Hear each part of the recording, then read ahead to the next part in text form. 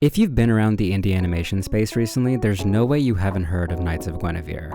It's a collaboration between the extremely talented Dana Terrace, creator of The Owl House, and Glitch, perhaps the most breakout indie animation studio of all time. After leaving Disney a few years ago after the premature conclusion of The Owl House, it seems many of the core team responsible for the show transferred over to work with Glitch on Knights of Guinevere, with John Bailey Owens and Zach Marcus, two creatives on The Owl House, joining Dana as the creators of this new indie show. As someone who's been a fan of Glitch projects for a while, I was extremely excited by the prospect of the studio taking on a 2D animated show for the first time. And with such celebrated showrunners helming the project, there seemed to be no way the series would be anything less than incredible. And I was right to be excited. The plot instantly brought me into the story and hyper-dystopian world of this show, and I fell in love with the two leading characters almost immediately. Despite us only being one episode deep into this new adventure, there's already two things that stuck out to me in the pilot that I really want to talk about. The first is the show's general tone and style, and the second is the surprisingly nuanced story of hopes, dreams, and classism that already reveals itself in Knights of Guinevere. So first off, I'm a massive fan of Glitch. I've been watching their series since the early days of Murder Drones and have kept up with their work all the way until their second most recent pilot for the Gaslight District.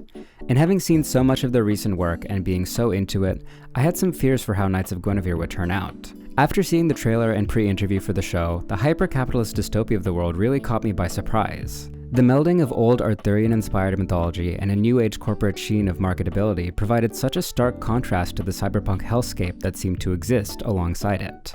Despite how much I like Glitch and their sensibilities over the years, I was a bit worried that Knights of Guinevere would share some of the trends of their previous works. Glitch has a very signature style for their shows. Their projects, despite having very interesting ideas and well thought out worlds and settings, often go about telling stories with a certain degree of irreverence. Their tones always ride a very fine line between goofy and dark or serious. The contrast of emotions works very well for the stories that Glitch wants to tell, and I think their balance of styles was at its peak in The Amazing Digital Circus. The nonsensical style of humor was deeply set in the show's world and characters in a way where it felt like the show couldn't exist without it. The irreverence added to the overall feeling of insecurity and fear, showing the insanity that existed within the tragic circumstances of the plot. However, with a show like Knights of Guinevere, I was really hoping that this tone would not persist. While I think a certain level of self-awareness and irreverence can add character to shows like Murder Drones and The Amazing Digital Circus, the trailer of Knights of Guinevere really sold it to me on a different level. I truly had the sense that this was a world I could so easily get immersed into, and I was worried that because of Glitch's past influences, the show would have taken itself less seriously than it should have. However, thankfully it seems as though the writers are aware of the differences that this show should have from its predecessors, and have geared the script to work perfectly with the style of story the creators want to tell. Despite being fairly fast-paced, the first episode of the show does everything it can to bring you into the world of Knights of Guinevere. There are bits of world-building scattered everywhere, in the throwaway lines of random characters and small details that you can only pick up on the second watch. The show is driven to push its plot and story forward while still affording the time to make this world feel real and lived in and awful. The show is still really funny and well-written, but it's never poking fun at itself or the world it inhabits.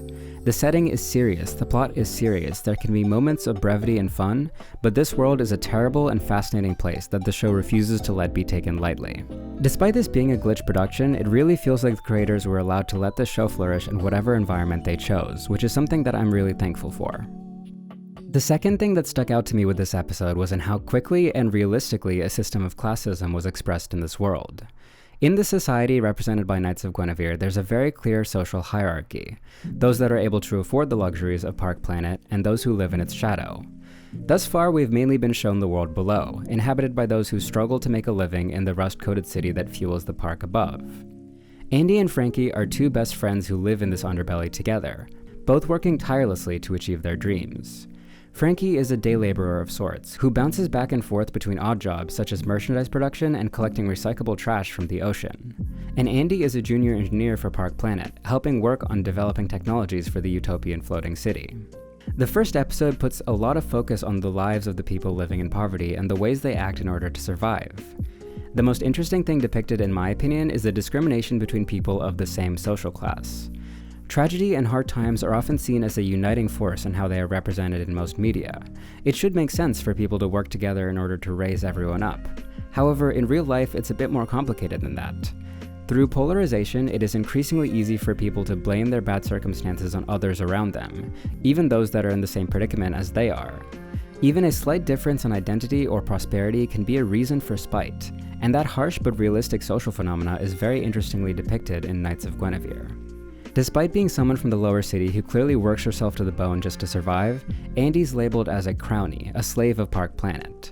We see in the pilot episode that many people in the same situation as Andy look down on or despise her for her association with the park. They project a lot of their anger at Park onto Andy, even though realistically she is also suffering due to the park's practices. But to those that are also struggling due to the world they live in, it doesn't matter that Andy isn't actually responsible. They use her as an outlet for their anger at the system. Reggie refuses to help her even though they've known each other for ages, saying that she chose her side by wearing that uniform. And someone later in the episode openly antagonizes and mocks her for her job. Andy's life is clearly just as hard as the people who seem to revile her, but because of her affiliation, she's never even treated with a level of camaraderie. The bonds of mutual suffering can still be easily severed by jealousy and anger, and I respect the choice to depict this often overlooked dynamic so openly. The last thing I want to talk about are some of my predictions for how this show will progress, specifically in regards to the characters and their ideals. There's a developing theme that has already made itself known in the story: the contrast between dreams and idealization and the harsh struggle to survive. This is the main ideological conflict that Frankie seems to embody within the narrative. And despite still being at the starting line in terms of what this show wants to say, there's still a lot of depth to this conflict already. Andy and Frankie are set up so beautifully as contrasts to each other. Andy is a park engineer who hates her job and pretty much everything the park represents. However, her job makes her hated by those who share her sentiments. While Frankie is someone who idealizes the park and the magic it seems to hold, an opinion that is often chastised by those around her.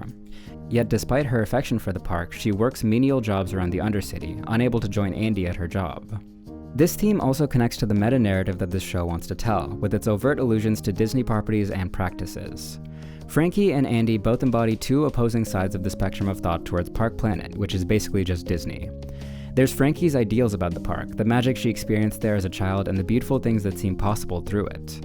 And then there's Andy, who hates the park for making life so miserable for everyone around, and only sees it for what it is, a system meant to oppress and serve itself. These are two opinions that are very often represented in the real world towards Disney itself. Some loathe the corporation for its creative bankruptcy and business practices, while others seek to celebrate the magic it has provided to them in some way or another.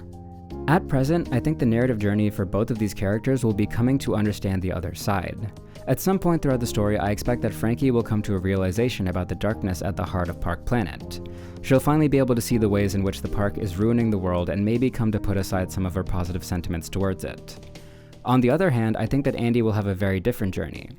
During the course of the show, I think she will come to understand the magic that a place like Park Planet can represent to people, and that this magic was real to them as kids. However, in the end, I do think both of them will come to the same conclusion, that despite the magic and joy Park Planet offers, this does not justify the damage it causes to the world. This would also line up with the journey of the people behind the show. The creatives behind the Owl House were able to create a series filled with so much magic and wonder. However, the downsides of Disney's overreach prevented the show from being everything that it should have. In the end, that does not mean the magic was not there. However, there are ways to create something just as beautiful without the harm caused by corporate Disney. It may be hard and it may take some time, but eventually studios like Glitch and people like the ones behind Knights of Guinevere can give people that wonder and joy without the bad parts. And it's that message that I believe is being imparted into this show. Thank you so much for watching. I hope you'll check out Knights of Guinevere and support the people behind this amazing show. It is a bit scary to put out a prediction for a show that's barely getting started. I feel like I could end up totally off base in my read of the show. But this message really did speak to me, and even if I'm wrong, I hope my interpretation of the show resonated with others as well. Thank you for being here.